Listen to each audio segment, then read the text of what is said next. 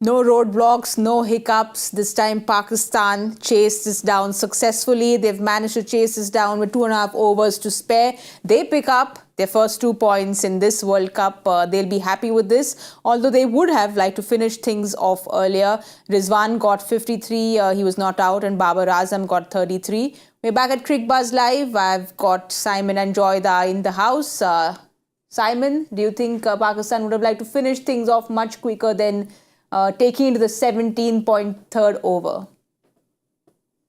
I think once they got to a point where it was sort of 20 to 25 required and still only 2 down, yes, they would have tried. And we did see some aggressive intent. It's just so difficult. That pitch is very, very difficult to play anything across the line, to get your timing right down the ground. So, first and foremost, 2 points. I think that was the big key for them. Don't have any little periods of the game where you let Canada back into the game and give your wickets away. So they got to that point. And then I think they did show some intent. They certainly tried, but it's just so difficult. So, what have they got? 15 balls to spare. It'll do their run rate a bit of good. Yes. India can certainly help the situation by beating the USA comfortably tomorrow. If that comes about, then Pakistan and USA might be on a similar sort of situation as far as run rate is concerned by the end of tomorrow. So first and foremost, get the 2 points sorted, and 15 balls will make a bit of a difference to that net run rate. Joyda, they've got those 2 points, and more than the 2 points, also the confidence under their belt that they needed, because they were lacking that confidence. This game will give them all of that. Yeah, you know what they needed, and they got it today? They needed a boring win. They needed a boring win. No drama. No drama, no heart rate going up. Get them under 85, 90, 100. Get it there, go slow, it's okay, slowly accelerate, do it. And the issue was never in doubt. If you look at the match, the issue was never in doubt. Never in that innings did you feel that, Pakistan's not going to make it. Even when they got 29 out in their first 6, we said, you don't need very much more than that under the circumstances. So I think that's what they got. They got their heart rates down. They got nice, boring wins. And I think it's important for them because they need to really, really take this, and the next one, they need to just finish it off as early as possible. Well, Simon, it was a nice and boring win, as Joyda said. They got Saiyam Ayub in, and this yet was their lowest power play score in the World Cup. They were 30 at their power play. Do you mind that? Would you have liked them to be a little more aggressive up at the top? I expected Saiyam Ayub to be a little more aggressive up the top, to be honest with you. When you think about, 30, I thought he might be the guy that just tries to take that power play on a little bit more. 6 from 12 doesn't represent great value for him. Probably a little bit nervous getting an opportunity, after a couple of games and feeling a little bit of that pressure maybe. But again, it wasn't easy. I thought Canada were pretty good inside the power play with the ball. I think we all thought that Pakistan would be a little more aggressive inside that power play, and it didn't. Obviously didn't work out that way. He'll be better maybe for having 12 balls in the middle. Might feel a little bit more comfortable. Will they stick with him now? I think they probably should, having picked up a win. That's the most important thing. So you'd like to think they will stick with that combination moving forward now. One boundary in the power play, which was a wide 4. That's it. Not a single other boundary hit in the power play. I think 3 4s in the entire game, 2 6s. It tells you a story. It tells you that the pitch was difficult to bat on, and even up front, they didn't want to take those kind of risks and put them in danger. What Pakistan did do well, though, is they ran their singles much more often, much more consistently. Lots of 2s. There were 8 2s out there. There was 1 3. So that's what they did really well. Experienced team, let's get the 2s, let's not play that many dot balls. If you remember, on the other side, 76 dot balls were played by Canada. And I think I think Pakistan played half that many dot balls because they hit a lot more 4s and 6s than Pakistan, but they just couldn't get off strike. They didn't get the singles and the 2s. And it tells you, and Pakistan is a top test side. These guys are associate countries. So it tells you, those are the kind of things that matter, that when you can't hit big boundaries, be smart enough to make sure that you rotate the strike. It's interesting you say that because Canada were 55 for 5 after their 10, and Pakistan was somewhere around that, which is 1 wicket that they had lost, 59 for 1. But clearly they had hit only 2 4s and 1 6 in their 10 overs, but they were getting those 1s and 2s, which made the difference, Simon. Yeah, and that's the key in New York. And what we've seen, the teams that have had a little bit more success there have been able to work the 1s and 2s. The outfield very slow. quite big boundaries, and a very tough pitch. So what do you need there? You need craftsmanship, you need batsmanship. And those are the players that, well, like we saw at Rizwan and Babar, running between the wickets, running hard. A runner ball is absolutely fine in a run chase like this. And, they've done it very comfortably without any hassle, without any nerves and upsets. So I think we saw today the sort of the way to play. Now, you'd say if you get another 15 balls, let's say you get another 20 to 25 runs, yes. 130 on that pitch is a very, very good score. It's proven to be way too good on most occasions. So they were heading in that sort of direction. I think they played it very smartly. But the key on that pitch the next couple of days is going to be how you take those ones and twos. It's not about hitting boundaries only, because if you eat up a lot of dot balls, you just find yourself getting stuck and it becomes very much a block bash game. And that's not what's required. But Joyda, this pitch makes a lot of good-looking batters not look so good. Today, Rizwan was really struggling in the beginning of his innings, but he got to that 53. The celebration, we could see how much it meant to him. Strike rate of 100, he won't mind that because he just stuck there and got to that 53. Absolutely. It was so difficult to hit fours. And even when they were crossing the outfield, in India, and we are so used to it, when you hit it over the outfield in the first six, the ball just races to the boundary. Here the ball goes there and it's like, they've hit a golf shot. It's a tuft of, dust, and then the ball just rolls a little bit more. I mean, at least most of those would have been fours in India. So I think that's the thing. You have to adjust out here. And then what does that mean? That means when you see the ball going there, you start running hard because the ball is not going to reach the boundary. Yes. In India, the moment that crosses, batters pull up because they know that the ball is going to reach the boundary. So I think Simon said something very important. That is, Pakistan today has given you a test case of how to bat under these circumstances. Okay, and I think both teams have given you a little bit. So Aaron Johnson has taught you up front, blast everything you can. Anything that's pitched up, hit it, because you're not going to get opportunities late. Also, the other thing is that if you're going to hit it hard, hit it either on the ground, we have a better chance of going for 4, or hit it for a 6. To chip it over the infield is not going to go. It's not working out here. And then Pakistan have taught you, once that phase is over, just run like your life depends on it. Rotate, run. And of course, the third thing is that 130, 140 is a great score. Don't think of going that 160, 170. Yes. You're going to end up at 100. Simon, Rizwan had a new opening partner today, but were you impressed with him just sticking it out, especially when the initial part of his innings was not looking so good? Yeah, and when you're frustrated, it's easy to play a really rash shot and give your wicket away. And the fact that, Rizwan, we know, is so strong square of the wicket. The cut shots, the pull shots, the sort of, the pickup shot to the leg side that he plays so well. But you need pace on the ball. You need the wicket sliding on to be able to play those sorts of shots. You could see at times he was frustrated, but he didn't give it away. And I think that's one of the keys. And when you bat through the innings, you get your team home with 15 balls to spare. You're not out, the 2 points. You get a bit of time in the middle. You learn a little bit how to play on that type of surface. He's one of the better runners between the wickets. He and Babar have a very good understanding between the wickets. I thought he played it really smartly and really well. And that'll do him a lot of good going forward in the tournament if Pakistan happen to win or to get to that point where they can qualify for the Super 8s. And also a very key partnership, because Rizwan and Babar stitched up that partnership which took them to the target, and no false shots, no unnecessary risks, which was exactly what Pakistan needed. Exactly. Babar hit 1 straight 6, which tells you, the classy player he is, because in this kind of pitch, hitting those 6s are not easy at all, even though you're going off the bowler's head.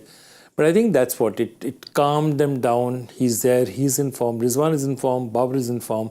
Fakhar has shown us a bit in the previous match. Their unit is giving them something. Mohammad Rizwan bowled much better today. So things are beginning to start working for them. Now they just need to get everything together. And Simon also, Babar at number 3, he seems more comfortable there. And do you think they should go ahead with the same combination now? Well, I think now they've left Iftikhar out and you get a win. I don't see any reason to change it moving forward. I still like him opening the batting, but maybe just on really good surfaces. And if Saiyami is going to do the job to open the batting, then he just needs to be a bit more aggressive for my liking and show a bit more intent, because you've still got very good players coming in after you. It doesn't expose Babar to that brand new ball. I mean, we've seen what's happened to Virat Kohli twice now.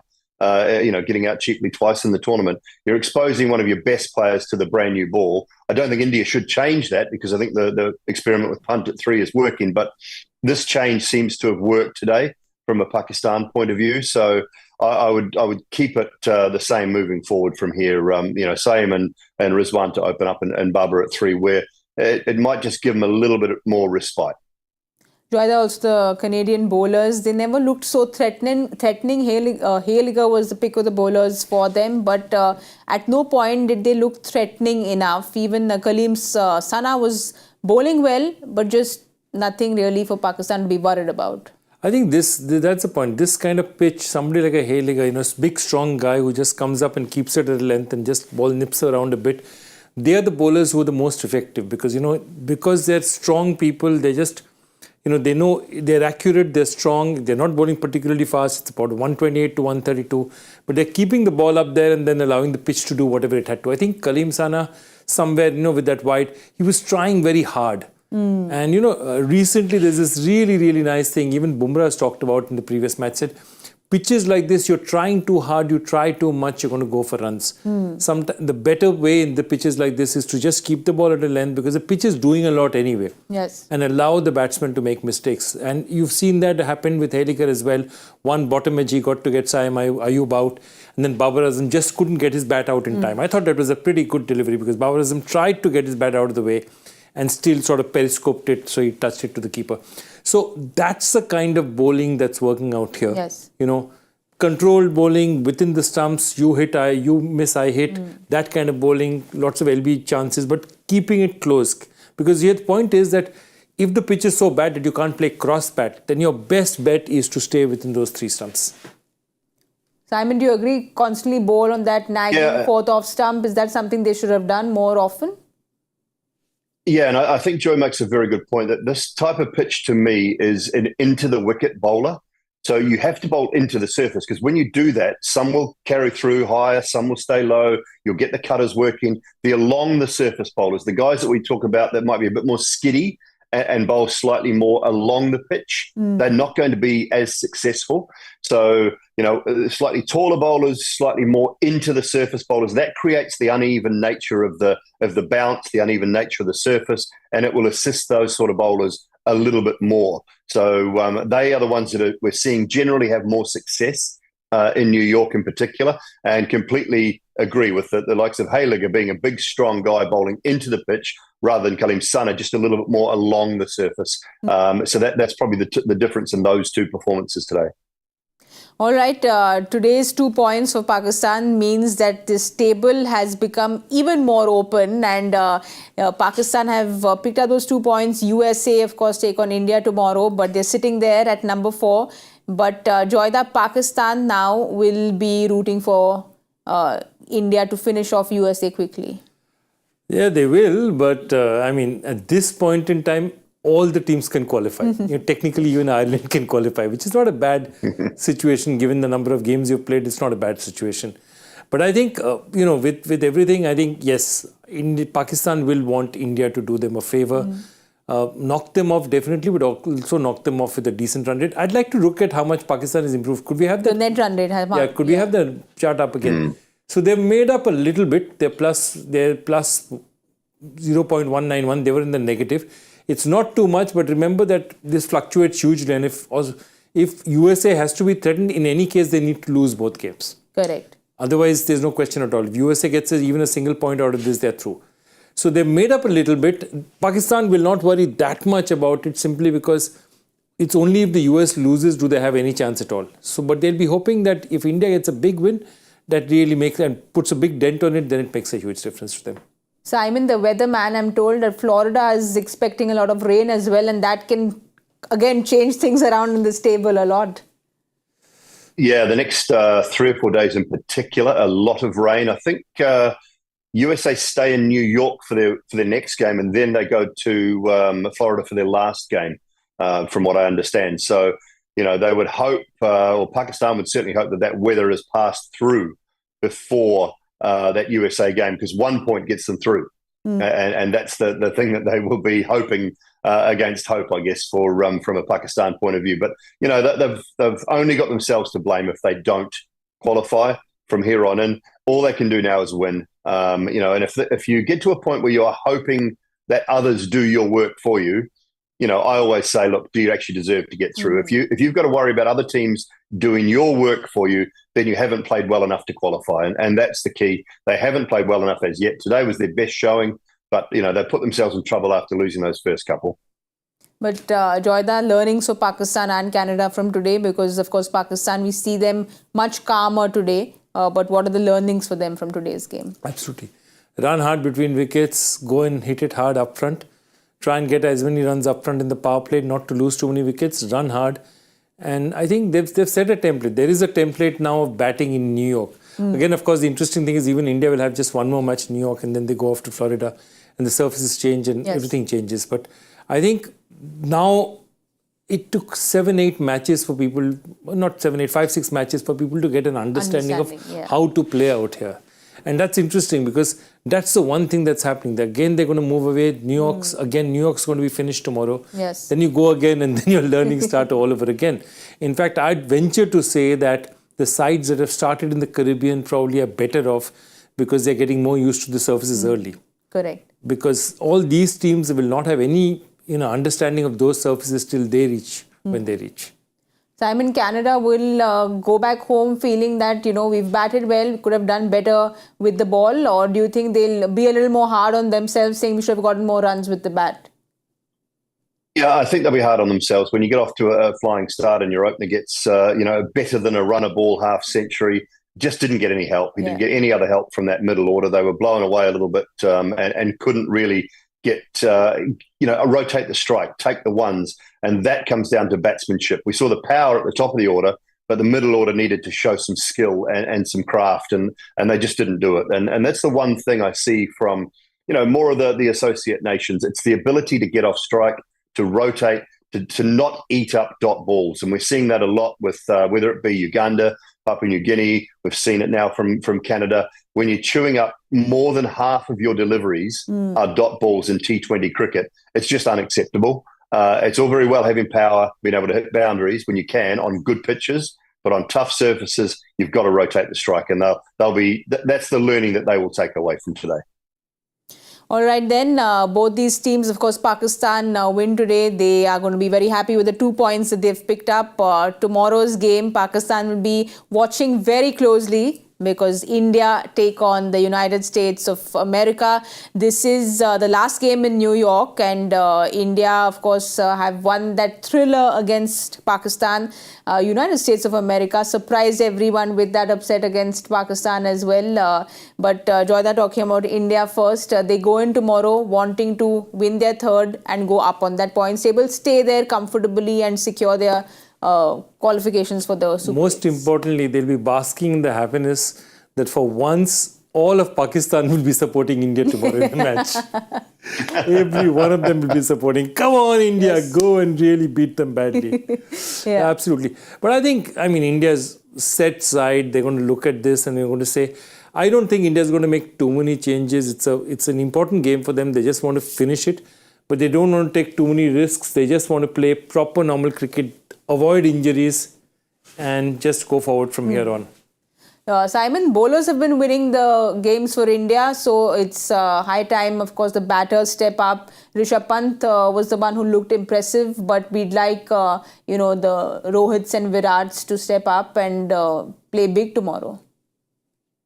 Yeah, before going to the Super 8 phase, you would, you'd like those two to get some runs under their belt. Again, all the games in New York, it hasn't been easy. So they haven't, they haven't done too much wrong. On Virat's last game, the ball just got stuck in the surface. And when you're trying to play square of the wicket, it's incredibly difficult. He's not the only one that has struggled. There's a lot of good players have struggled to get the ball off the square and score runs there. But they would love, from a team point of view, to get some runs out of Rohit, some runs out of Virat, and some runs out of Sky, I think. Bowlers have been brilliant. Been really impressed with how Hardik has started the tournament as well. He was, he's a genuine fourth seam bowling option. He gives everything that he's got at the moment. It seems to be sort of forgotten about the last couple of months, and he's now Hardik Pandya, the cricketer that we all know. So his form with the ball in particular has been a real bonus from an Indian team standpoint. So, the others take care of themselves. Bumrah's, as I say, they're the best in the business, and the others have done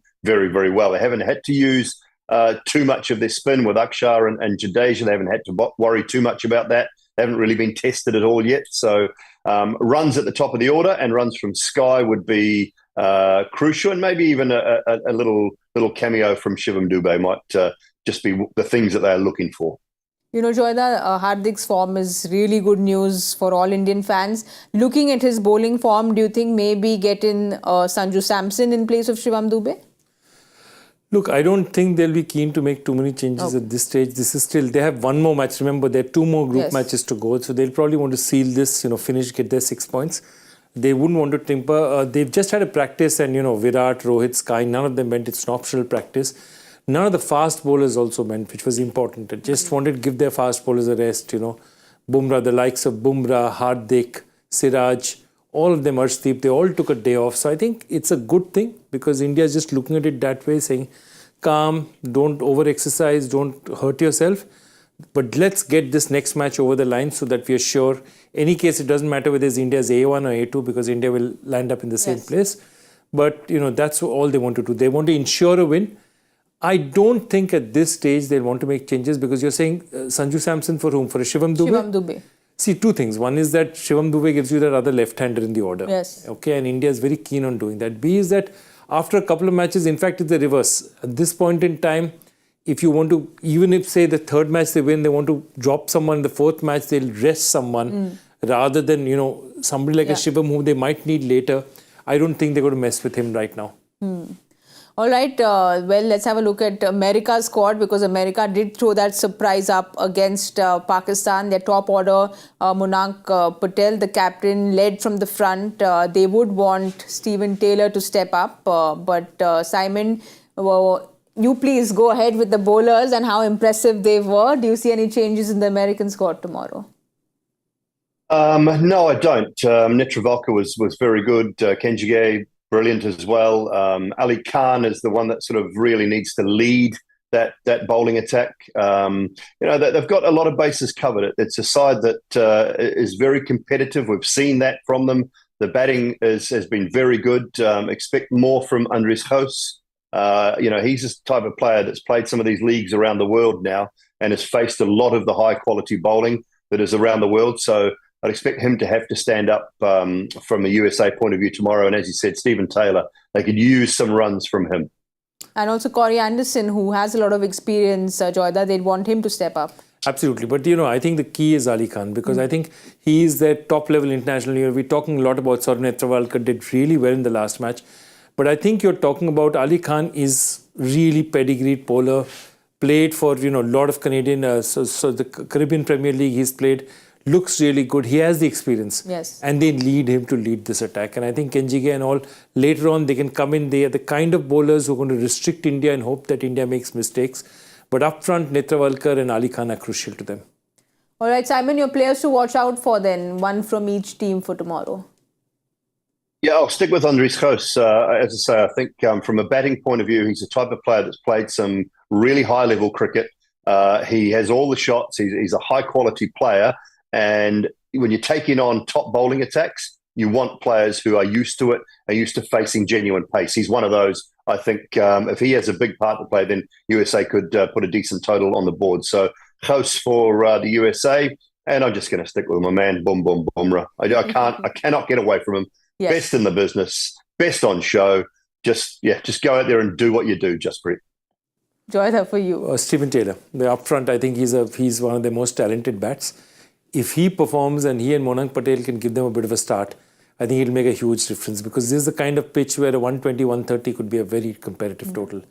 And from India's point of view, I think Sky needs to give them a big innings. It'll be just like India's, Pakistan's pulses were put a bit to rest today. I think we just want to see Sky and Shivam Dube give us a little bit more.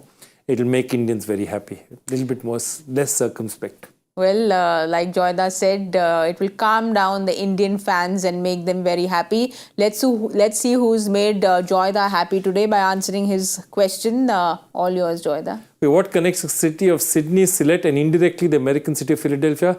The Sydney Sixers, the Sylhet Sixers and America has a basketball team called the Philadelphia 76ers, who are also referred to as the Sixers. All right, that was easy now that you tell us the answer. Yeah, exactly. It wasn't that complicated. And as I said, apparently the answer came before our show ended. Let's see who's gotten it the quickest, because there were so many answers that came in so quickly. Have you seen? No, I haven't. Mubassir, have you? No, Mubassir, well done. I think I remember Mubassir's name, maybe one of the shows that you were not around. So well done, Mubassir. Hope to see your name coming in more often. And we now also have to quickly have a look at what's happening on our leaderboard at the prediction game, because it's not a good moment. Today's not been a good day. Today's not been a good day with our predictions at all. Ooh, wow. We're all at 40 there, Simon. Yeah, we're all at 40. You, myself, and Zach, all at 40. And that's where I will finish, because I don't have another show. So good luck to the rest of you chasing Actually, that gives you a great chance of winning. Not playing. Yeah, not playing is a great chance of winning. 40 and a bullseye. I think he's in pole position. Well I think he's deliberately manipulated the shifts. Yeah, and I think he's given Kallal a call. I think he's given Kallal a call. But again, hey! New Zealand are the nice guys of cricket. We would never try to manipulate anything or do anything untoward. That we all agree. are the nice guys. We all agree there. We all agree there, Simon. But again, he leads the leaderboard with a bullseye. So the nice man from New Zealand is leading with his bullseye. So congratulations there, Simon. We will hope to achieve that bullseye and learn from you. Joyda was very close today, so hopefully we will achieve it. But I'm pretty certain that GK is going to change the rules with the way things are going, because that fire is not there in our prediction game. GK is like England. He'll invent a game when everyone catches up with him. He'll change the rules. Then when everyone cottons onto the rules, he'll invent a new game.